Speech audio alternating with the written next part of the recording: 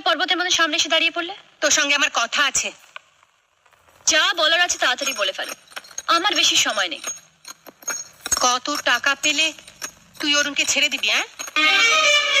বাহ, চমৎকার, কি সুন্দর পাকা ব্যবসাদারের মতো কথা বলে মিসেস রেণুকা চৌধুরী। অরুণকে ছাড়তে কত টাকা চাই? মাই ডিয়ার ড্যাডি মাম্মি, আপনারাও কি তাই চান? ইয়েস, আমরাও তাই চাই। তুমি যা শুরু করেছো, এরপর তোমাকে আর এ বাড়িতে মানায় না। সে কি, আমার তো মনে হয় এখনই আমাকে এ বাড়িতে ঠিকঠাক মানিয়ে গেছে। বাজে কথা ছাড়ো, অরুণের জীবন থেকে তোমাকে সরে যেতে হবে।